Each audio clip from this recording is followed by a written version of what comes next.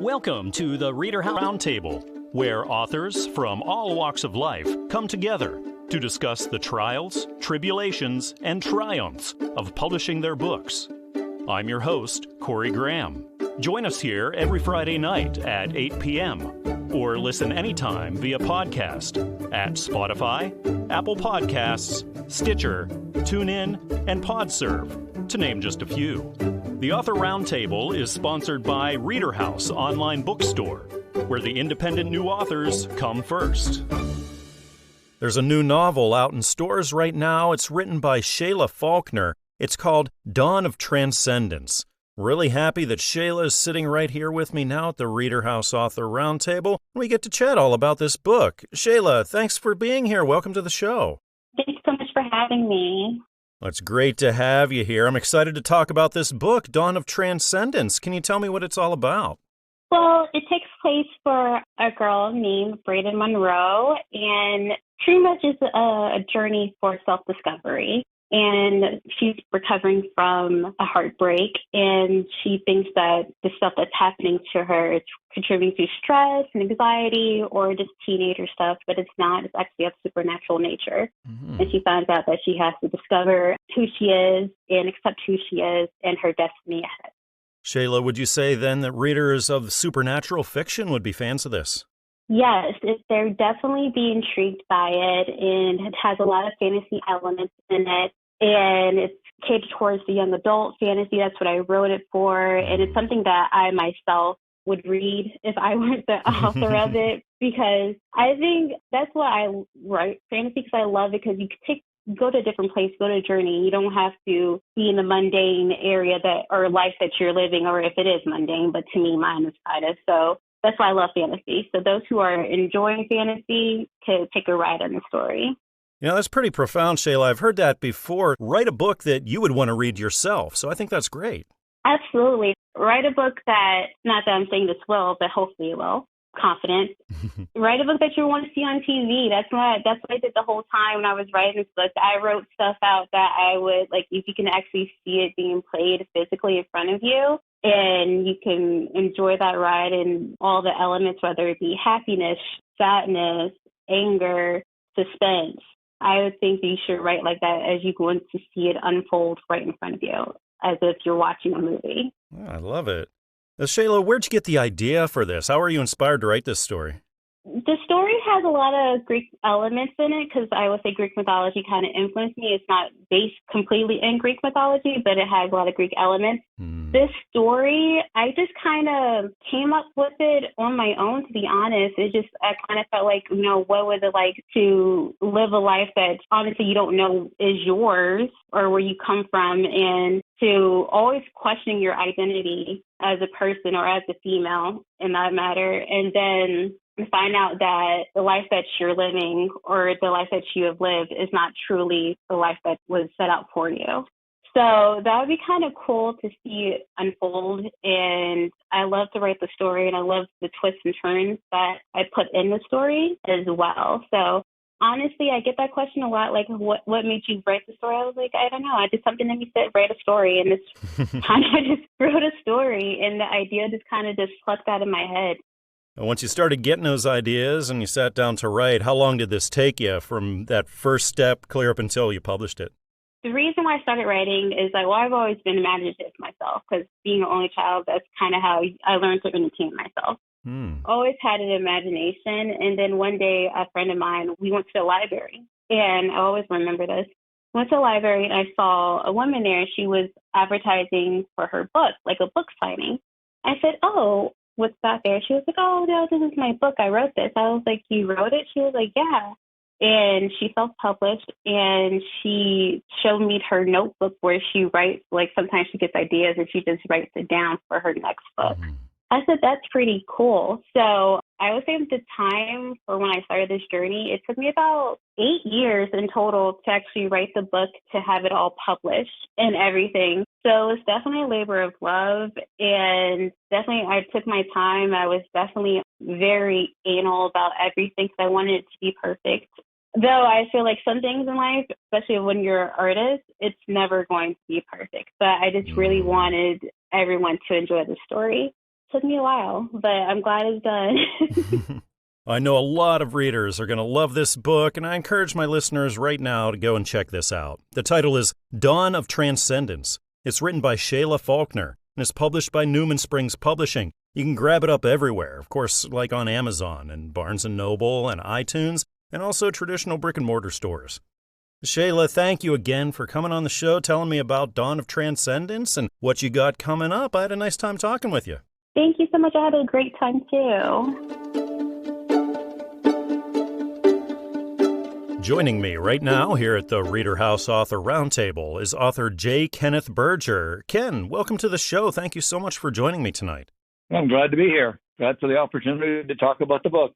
Well, I have to congratulate you. There's a new book out in stores that you just put out. It's titled Blessings, a narrative on the lives of Marlene Keene Porter, a truly remarkable woman, and Joseph Kenneth Ken Berger, the Miracle Man. So, Ken, tell me about this book. Okay. The cover of Blessings suggests that it's a biography about Marlene Porter and Ken Berger. That's true in that Blessings describes their physical and spiritual lives. However, the true theme of the book is a testimony about our Heavenly Father's grace, power, and love bestowed upon His children, and how He wants an intimate and personal relationship with each of us. The biographical method of illustrating this presents the reader with examples of God choosing and anointing individuals to serve Him by performing His works in current times. Marlene and I spent our lives together, devoted to each other and to responding to the call of the Holy Spirit. This book chronicles the numerous and miraculous blessings bestowed upon them during our lifetime. Part 1 of the book, Why Me, Lord, outlines the Lord's involvement in my life before I was aware of who He really was and that He had a purpose for my life. Part 2, Who We Are, is the biographical data on Marlene's and my physical lives, accomplishments, and our service to community and the people around us. Part 3, The Answer, describes our spirituality and personal relationship with a loving spiritual Father, our Abba Father.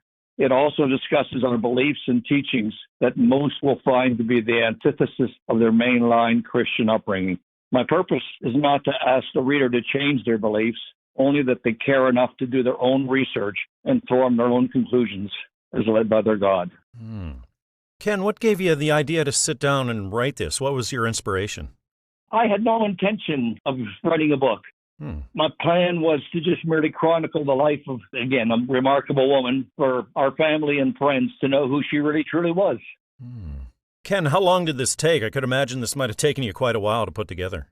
Not really. The actual writing time was probably 3 to 4 weeks, but that didn't include hours and hours of research. But then the process of editing and the production took about 7 months. And have you ever done anything like this before? Have you ever ventured in the realm of writing books and being published? No, I had no interest in writing a book at all. I merely wanted to, as I say, chronicle about Marlene. I had only been providing information about Marlene. From there it evolved to include the miraculous life that I was blessed to live. And then with the inspiration of the Holy Spirit, it morphed into the book Blessings. The writing is mine, and my name's on the cover. But this is not my book. It's the Lord's book. He inspired it. I had to say, I had no intention of ever writing anything.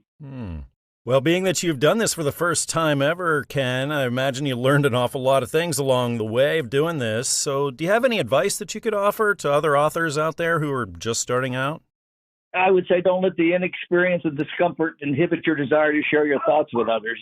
Be patient and be somewhat humble and taking your creation from manuscript to finished product. I mean, it's a process that takes patience and, as I said, humility. I mean, you need to be able to just take advice from your publishing partner or others around you and, use it in what you're doing.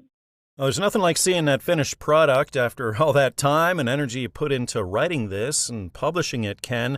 What was that moment like for you when you got to finally hold this book in your hands? You got the first physical copy in. I guess I was just filled with joy and excitement that I had created this tribute to Marlene and to God through this writing experience. I mean, it was, as I say, it was just a joy to me to realize, hey, you were called to do something and you accomplished it, and now you got a finished product that you can share with others. Well, I think a lot of readers will be blessed when they find out about the lives of these truly extraordinary individuals. I certainly hope so.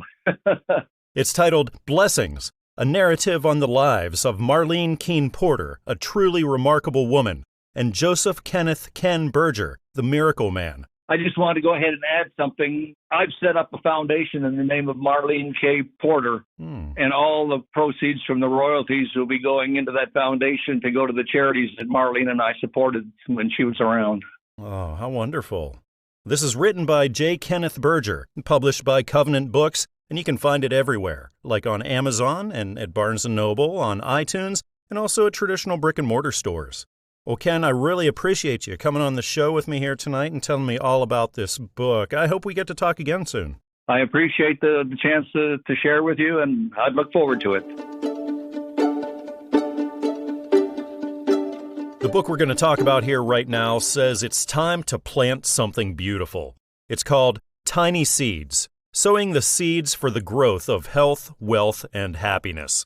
This one's written by Sherri Mahoney. I'm delighted that Sherri is sitting right here with me now, and we get to talk all about this book. Sherri, welcome to the show. Thanks for being here.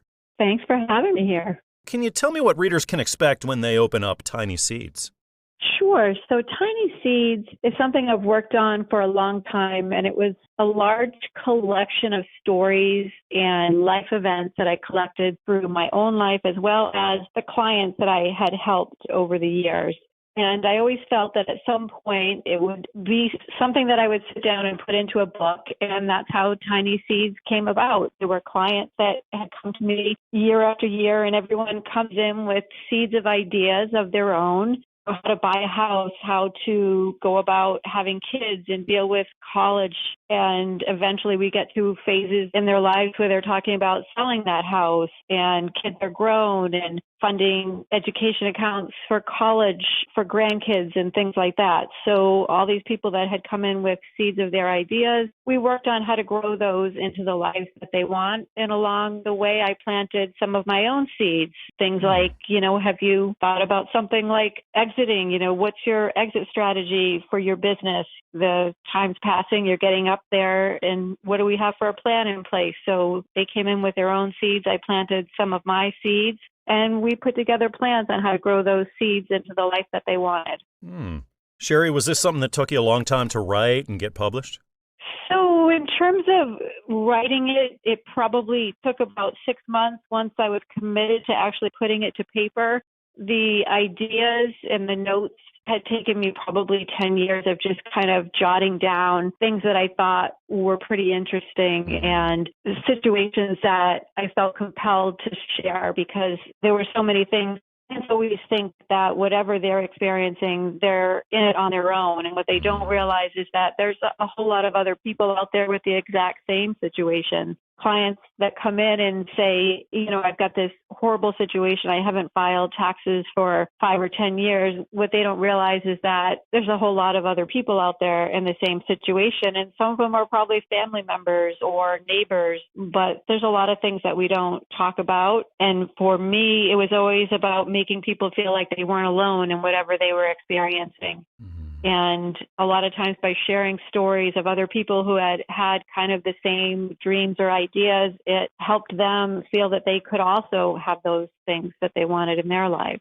That's so important. I think often the first step to getting through what you're going through is just knowing you aren't alone, knowing that there are other people who are going through it and who have gone through it before. Right. And people are always surprised when they always think they come in with the worst possible story I've ever heard. And it's such an amazing load off of people when I can say, well, no, actually, I'm working with some, I've worked with other clients in similar situations. And yes, whatever you have going on seems insurmountable to you, but lots of other people are going through and have gone through the same things. And we just, we tackle it one step at a time. We make a list. We break it down and we say, okay, what can we do to get you some relief? Oh, Sherri, when it comes to writing and when it comes to publishing things like that, is this the first time you've done it? So I've written different articles for publication, never written a book, but it was always something in my lifetime that, I felt like this next chapter of my life and my career would be about writing and sharing. Because it would give me the ability to reach a broader number of people. A lot of times when I'm working with clients, we're somewhat isolated, and I felt like there was so much information to share, and how could I get that out there on a larger scale? And writing was kind of the answer to that. Well, I know a lot of readers are going to be blessed and experience a lot of growth when they read this book. It's titled Tiny Seeds, Sowing the Seeds for the Growth of Health, Wealth, and Happiness. It's written by Sherri Mahoney. It's published by Fulton Books. You can grab it up everywhere, of course, like at Amazon and Barnes & Noble, iTunes, Google Play, and down the street at your local bookstore. Well, Sherri, thank you again for coming on the show, telling me about Tiny Seeds and everything that you got going on. I had a nice time talking with you tonight. Well, and thank you for talking to me. I'm always happy to talk about it. So I enjoy spreading the word about Tiny Seeds. Joining me right now here at the ReaderHouse Author Roundtable is author Chef Hunter Lee. Hunter, welcome to the show. Thank you so much for joining me today. Well, thank you for having me. It's my pleasure. You know, it's really exciting. You've been publishing books, and your first one is in stores right now. It's called Louisiana, Recipes of a People series, Ben Wood's Shirley Southern. So, Hunter, can you tell me what's in this book? Well, this book, as it says, Louisiana Recipes of a People, this is recipes that I used throughout my early career catering and as a private chef. They're recipes basically from throughout Louisiana. We see so many recipe books here, cookbooks here, that really only focus on South Louisiana, Cajun food, Cajun cuisine. I'm actually from North Louisiana.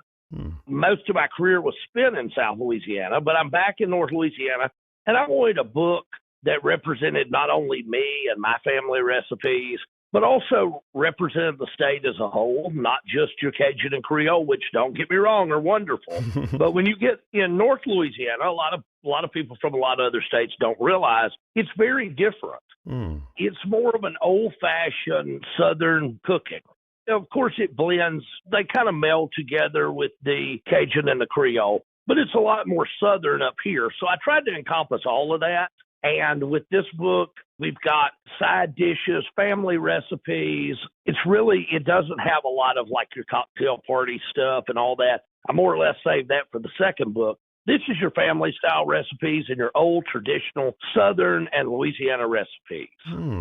Hunter, would I have to be a master chef like you to be able to get some of these right? No, not at all. Look, there's a lot of recipes in this book that came from my mom, my grandmother, my great-grandmother. And, of course, there's a lot that I created and used throughout my career. But there's some of these recipes that I've cooked as a kid that certainly didn't have any expertise in cooking. I guess that came much later. These recipes, there's a few that are somewhat complex, but for the most part, these are easy to read, easy to make, easy to find ingredients. And I'm sure there are countless recipes that you've cooked up over the years, Chef. So how long did it take you to figure out which ones to include in here and then put the whole book together?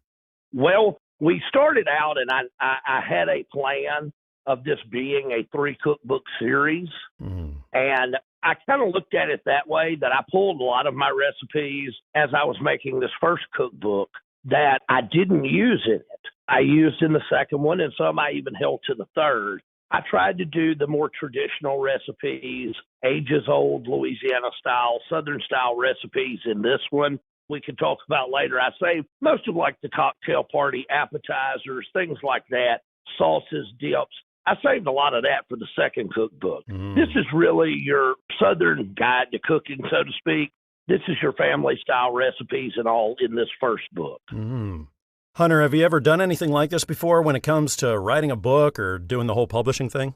No, I have not. In my catering days, I owned catering companies in Lafayette, Louisiana, New Orleans, Louisiana, and Lake Charles, Louisiana, and eventually Shreveport, Louisiana when I moved home. Wow. And I was offered a cookbook deal, this particular cookbook deal, years ago. But I sat down and I started writing one night and realized that I had 50 million other things and 20 other places that Hunter needed to be. And I couldn't do it all. And I just had to call them back. And I said, look, even though this is part of my dream, it's just not right now. And so here I am, 18 years later. I was forced to retire with health issues about 8 years ago. And COVID hit, some family tragedy, things like that. And I was more or less stuck at home. And so I called and I spoke with them. I said, hey, think you'd still be interested in a cookbook? They were like, well, yes and no. I mean, we were very interested in it then, but I mean, you've basically been at home and we're a nobody for almost a decade. So we don't know. Send us what you've got. And I sent it to them, and she said, it usually takes a couple of weeks, 3 weeks. You'll hear back from us if we're interested in it. They called back a day and a half later, and they said, we want it, and we want everything that follows it. Oh, wow. Well, this book is definitely something I think my listeners should check out, especially if you're into cooking and especially if you're into that great New Orleans food. It's called Louisiana, Recipes of a People series, Benwood's Shirley Southern. This one's written by Chef Hunter Lee and is published by Fulton Books. Of course, you can grab it up anywhere, like at Amazon or at Barnes & Noble, iTunes, Google Play, and, of course, traditional brick-and-mortar stores. Well, Hunter, thank you again for coming on the show and telling me all about this really delicious book. I really appreciate your time. I certainly appreciate you having me. Sitting down with me here right now at the ReaderHouse Author Roundtable is author Regina Brady Redfeather. Regina, thank you so much for being here with me tonight. Hi, nice to be with you. Thank you for having me. Well, it's great to have you here on the show. I just wanted to congratulate you. You have a new book in stores right now. It's called Myosotis, The Bible as an Aid to Character Building. Can you tell me what the book's all about, Regina? Well, the book is something awesome, is what it's about. And it is an aid to character building, and it's through our Lord's direction of things that he wants us to do on this earth and how to live. And I thought this would be appropriate to have a guide to show us. It's a basic instruction guide on how to live, and I think we really need that considering what's going on in the times right now. Regina, how did the idea to write this and publish this book come about? So the idea came about from my life, pretty much throughout my life story, but I was always searching for something to help me make it through our situations that we encounter through family and just the bumps and grinds through this life that we have, whether it be grief or drugs or different things. And I started searching in the Bible of ways we can help that. And I just started writing down different ways to build our characters, whether it be mental, spiritual, or physical. What types of readers, Regina, do you think would be the most into this book? So everybody, the human race, we basically need something to help us to be able to communicate with each other. And from all the verses that are compiled here, it is a character build, and we dearly need to build our characters in order to communicate with each other. And the Bible is, like I said, a great instruction book. So the readers that I'm looking for is everybody, but the ones that are really on my heart are the children. Because they're learning, and we need to teach them the correct way and things how to handle it and to get along, you know? Absolutely. When it comes to writing books and being published, Regina, is this your first time doing this? This is my first author publishing. Congratulations. So did this take you like forever to write and then get published?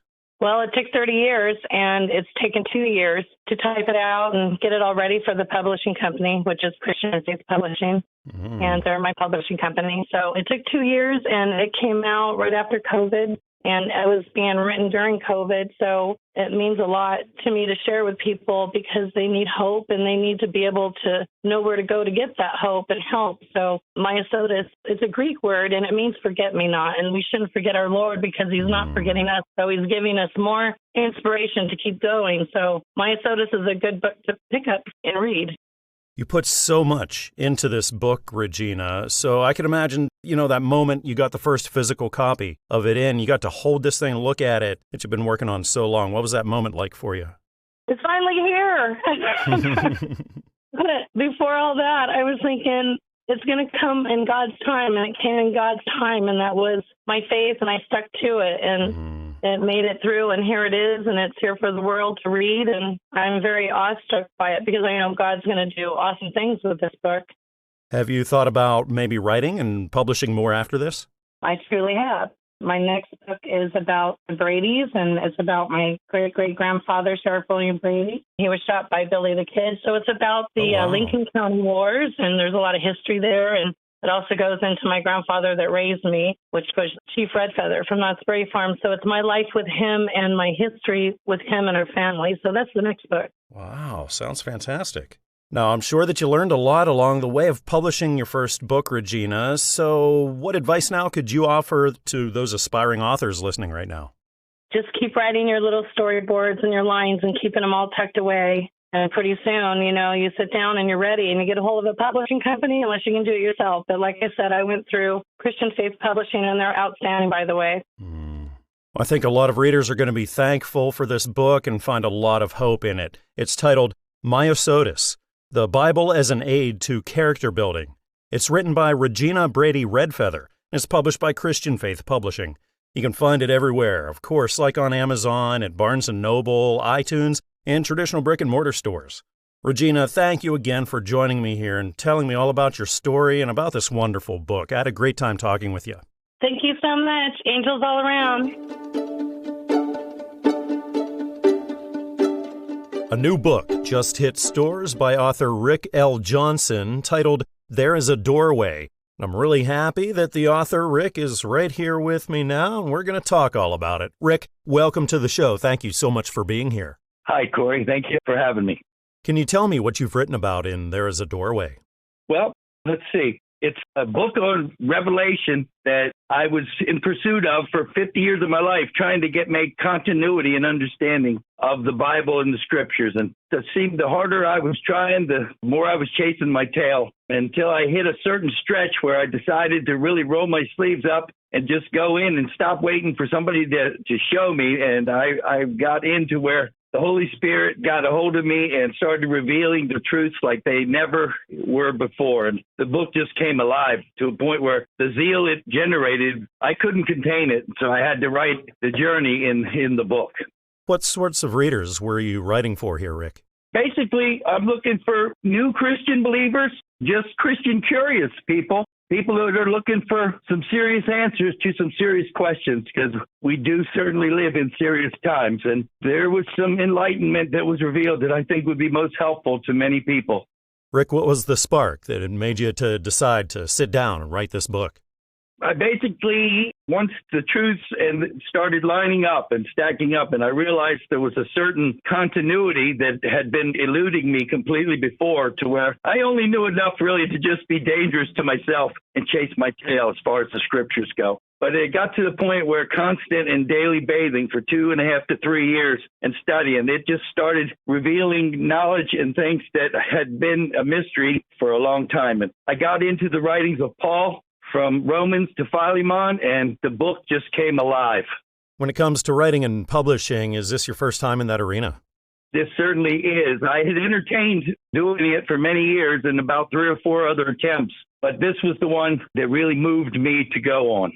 When you got that first physical copy in of There is a Doorway, Rick, what was that moment like for you? Well, I'll tell you, it was a beautiful moment for certain to see the result of a long-term effort and endeavor that I knew would be most worthy. But I knew the work wasn't quite done, but I have arrived at the desired juncture that I was looking for. Do you think we can expect more from you in the future? I do believe my interest was in prophecy years ago, and I probably spent a little too much time on that and didn't stay into the more solid meat of the message. But I've corrected that now, and I may be able to endeavor a book in one of those directions. Yeah, just the same. I believe there's enough wealth of material there for me to do it. What advice would you give the aspiring authors, Rick, who are listening to us right now? Well, just basically that they shouldn't enter into it lightly. It's certainly no light matter. And it will take several year-long effort and total commitment. And it can get quite grueling at times. But if you believe in your cause, persevere. When you hit those tough times in your writing, the challenges, maybe the writer's block, how do you get past those things? Corey, I was led by the Holy Spirit. I don't want that to sound corny, but I was led, and I had a direction and a purpose, and there was never any gaps for where He wanted me to go.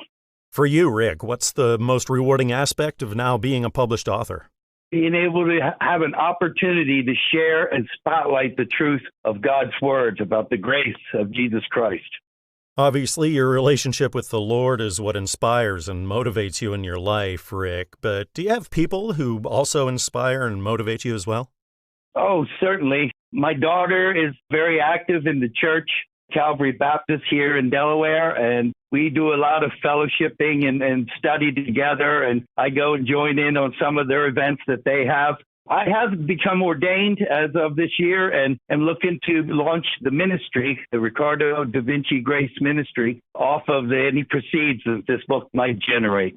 Well, I think readers will be blessed with this book. It's called There is a Doorway. It's written by Rick L. Johnson, and it's published by Christian Faith Publishing.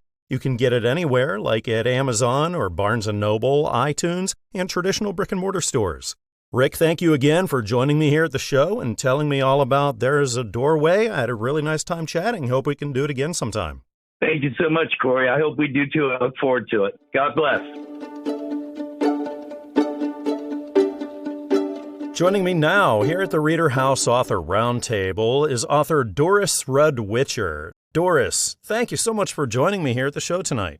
Thank you so much for having me. It's my pleasure. I got to say congratulations to you for getting a book out in stores called Gertie. Yes. So, Doris, can you tell me what readers will find in Gertie? Readers, I hope and I pray that they will find inspiration, encouragement, and when they are discouraged, I want them to find hope. That no matter what situation you find yourself in life, there is a way to look up and trust God and see that if we just surrender to Him, we will get to the other side. Mm-hmm. I noticed you said this is for children and adults with a childlike heart, so it sounds like a lot of people will be able to enjoy this. Yes, it's my prayer that people won't think that it's only for children. A lot of readers that I've passed the book out to as a test, they initially said, is it for kids? And they didn't think that they would be interested. And so I was happy to point out that there's a child in each one of us.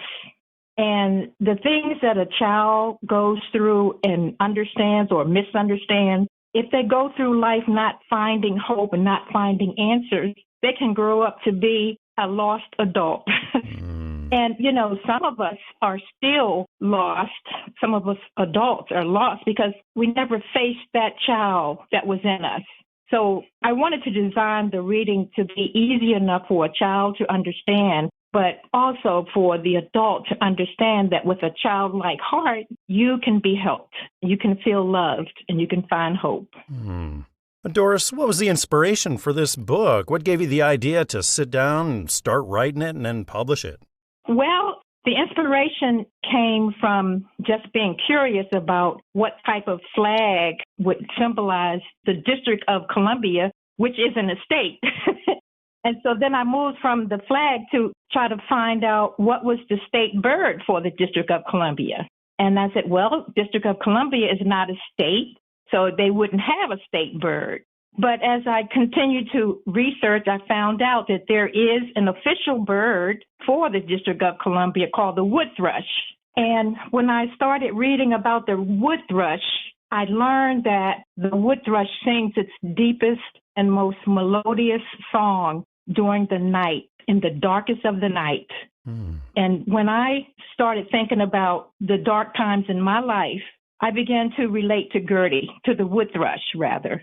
And I started sharing that story. This was back in 2007 when I had this curiosity. And it turns out that a few people were very encouraged as they had been going through some dark periods. And they said, you should put this in writing.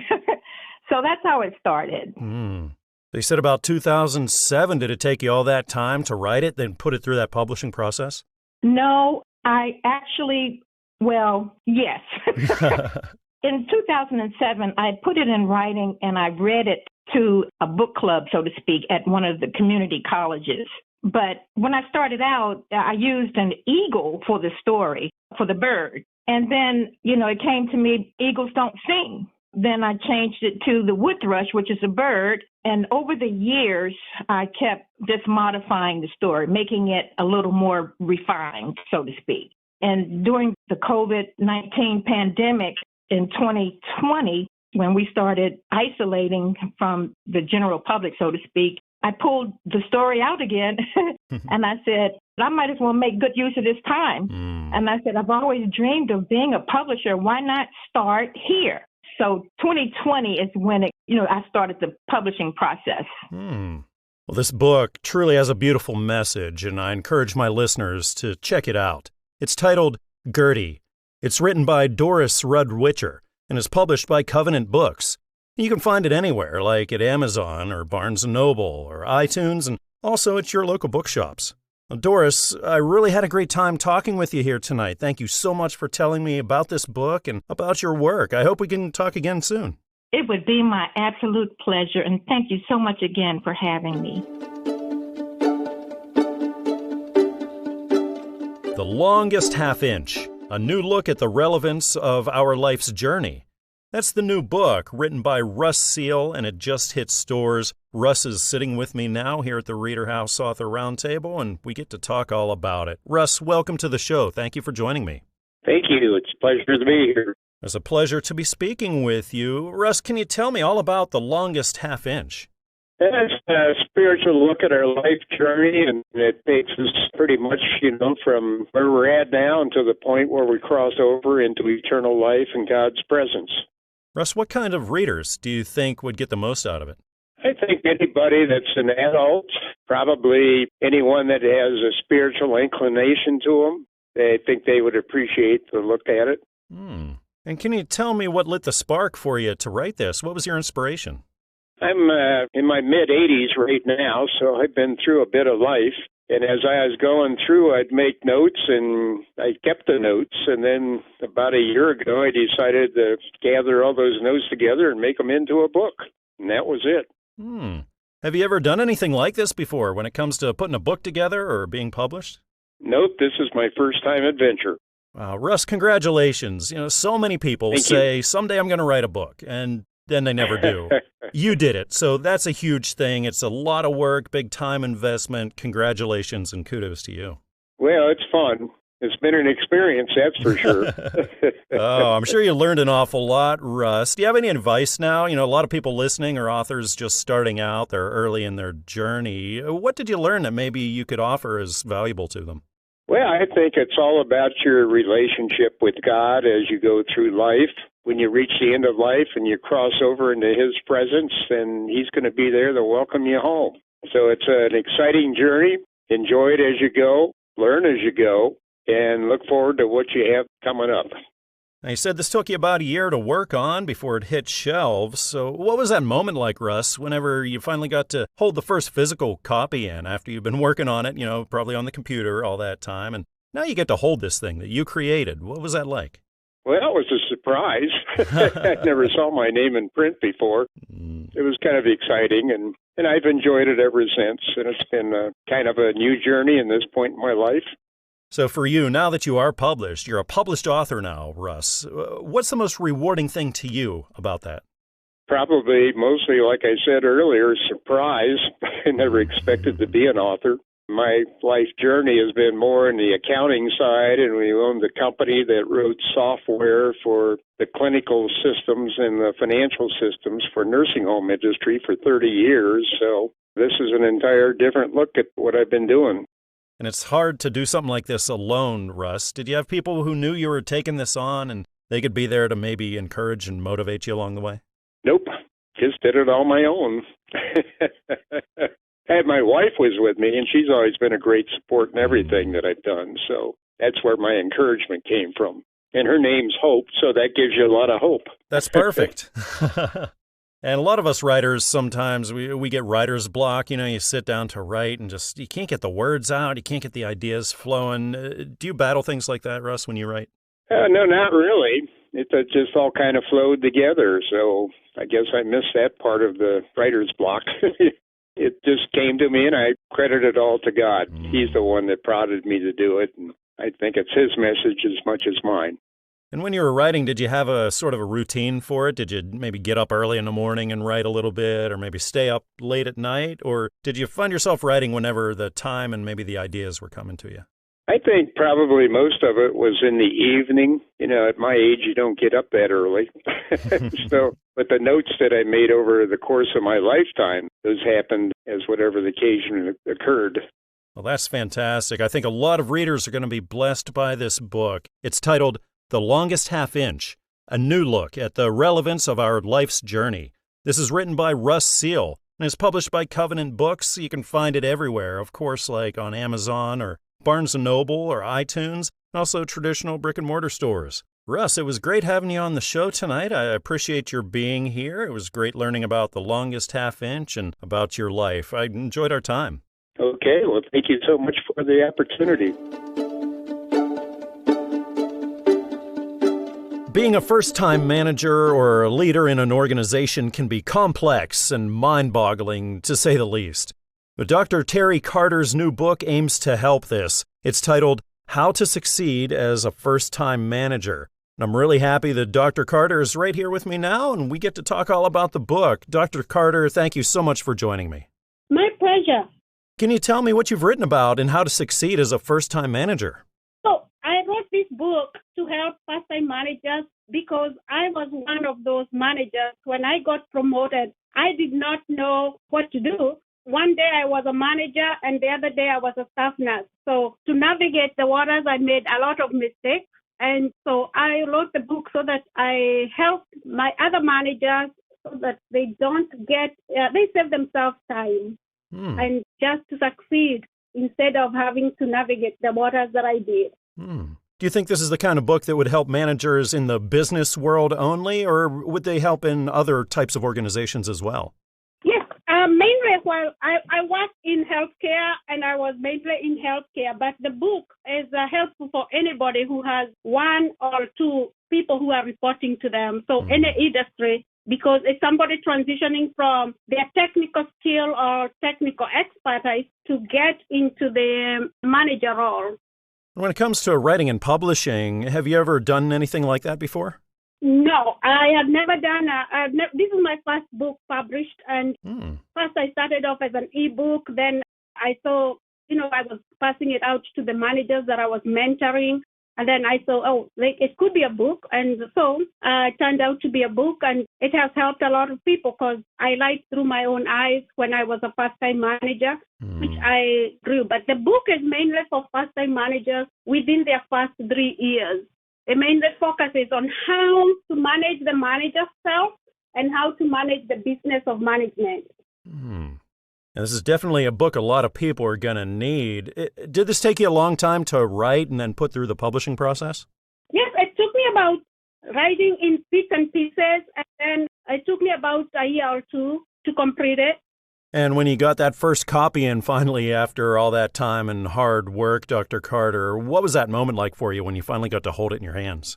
Well, it was very exciting, and I was actually not only excited for me, I was excited for the many managers who will be helped by the book and who will save themselves time and who will benefit from the book.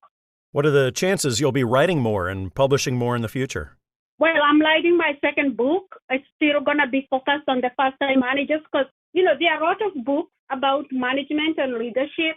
And when I was going through my own struggles, I could not find a book that was specific for the first time. It was all about management, leadership. And when I went to college, when I was doing my leadership and management courses, there was a lot of information, but nobody had narrowed it down to the first time. You are doing this. How do you separate yourself from your peers? Because you're promoted within your peer group. How do you separate yourself from your peer group? And how do you get your peers to be your direct report and still hold that professional relationship? Next, how do you choose other new peer groups? Because, as a manager, you're like a sandwich. You're between the senior leadership and you're also between your team. You cannot go crying to either. You cannot go crying to your team, and then you cannot go crying to your boss. You have to manage yourself. At the same time, manage the other people. You have to manage your team. At the same time, you have to manage your boss. So how do you navigate that and not feel overwhelmed? Well, I know a lot of people need what's in this book and should check it out. The title is How to Succeed as a First-Time Manager. It's written by Dr. Terry Carter and is published by Christian Faith Publishing. You can find it everywhere, like on Amazon and Barnes & Noble and iTunes and traditional brick-and-mortar stores. Dr. Carter, thank you again for joining me here at the show and telling me all about your work. I had a nice time talking. Thank you so much, and have a good evening. Serenity Lake. It's the new book. It just hit store shelves. It's written by J Legault. And really happy that Brian's joined me here tonight at the ReaderHouse Author Roundtable, and we get to chat all about it. Brian, welcome to the show. Thanks for joining me. Thank you, Corey. I'm glad to be here. I'm glad to have you here, Brian. Can you tell me what readers are in store for with Serenity Lake? I say it's written for those that enjoy the outdoors, whether it's hunting, hiking, camping, and also for those that have been outdoors, such as even farmers for that matter, that may or may not have had some really strange encounters or are just interested in cryptids and just other things that are just outside of the norm. And what inspired you? What gave you the idea to sit down and get started writing this book? Well, a lot of it had to do with my own personal life experiences, my own personal demons growing up, and et cetera, and that's part of the story as well. And I figured, well, why not touch into something that I don't think is written too much about as far as like a fictional horror type story. Now, how long did this one take you to write? Did you battle with things like writer's block, or did it come pretty easy to you? There was a little bit of a writer's block, but the total time was really about 3 years, so it was actually really fast. And I would bring a notebook and a pen into work, where I used to work, and on my breaks, I would just write down different ideas, thoughts, and develop the story from there. Is this your first time in the arena of writing and publishing, or have you done this kind of thing before? This is my very first published, but I have written just for fun, off and on, ever since my 6th grade, way back in the 70s, 80s. What was it like then when you finally got that first hard copy and got to hold it in your hands and look at this thing that you created? Well, I had to say I was just like a little boy on Christmas Day. I just couldn't believe it. It was like, wow, this is like so real. So do you think you have more books in you? Do you plan on writing and publishing more? Oh, absolutely. This is actually the first of a planned 4-book series that's going to branch off into other things that's going to create a much bigger world, and this rabbit hole is going to get deeper and deeper. Now, Brian, especially when it comes to fiction, are you the kind of writer who kind of starts with an idea or maybe a scene, and then you start writing and see where it goes from there? Or do you have things more outlined out, how things are going to happen? I'd say it's a little bit of both, because it always starts with an idea.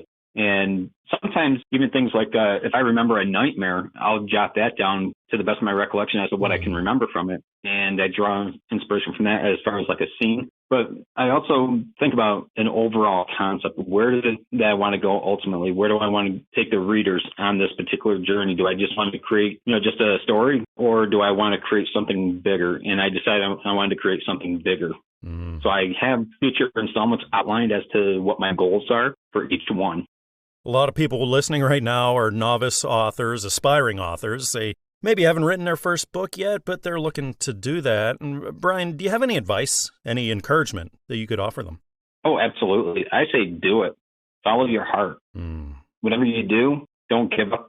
Keep working at it. There's going to be days that are going to be really good. There's going to be days that are going to be not so good, but cherish each day and just plug away just a little bit at a time. It will eventually come to fruition, and just don't give up. Great advice, Brian. Now, this is a lot of work, a lot of time and energy goes into doing something like this, Brian. So is it all worth it? What's the most rewarding thing for you of all this? For me, it is worth it, and it is hard work. I think my biggest enjoyment is knowing that people are enjoying it, because I've already had a small group of people that actually read my work, and they gave me their feedback, and it's absolutely encouraging. And I felt like I was hitting my marks for my first effort. And all I can say is I know I'm going to get better. So it is about giving other people entertainment, just to get a little bit of an escapism, possibly even think about different things too at the same time. Well, Brian, this is horror fiction like you were talking about. Is this the kind of thing then you normally take in when you read? Are you a fan of this genre yourself?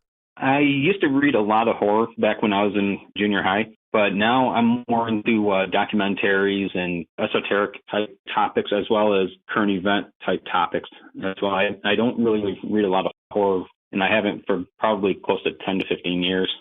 I think a lot of readers are really going to be into this book, and they should definitely check it out. It's called Serenity Lake. It's written by J Legault, and it's published by Fulton Books. Of course, you can pick this one up everywhere, like on Amazon and at Barnes & Noble, iTunes, Google Play, and traditional brick-and-mortar stores. Well, Brian, thank you again for joining me here on the show tonight and telling me about your work. I had a really nice time talking with you. Well, thank you, Corey, and it was great to talk about this. And just to get the word out is just absolutely fantastic. It is literally a dream come true. We hope you enjoyed this edition of the ReaderHouse Author Roundtable. where authors from all walks of life come together to discuss the trials, tribulations, and triumphs of publishing their books.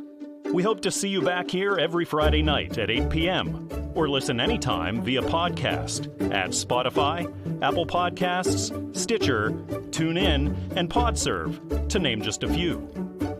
The Author Roundtable is sponsored by ReaderHouse Online Bookstore, where independent new authors come first.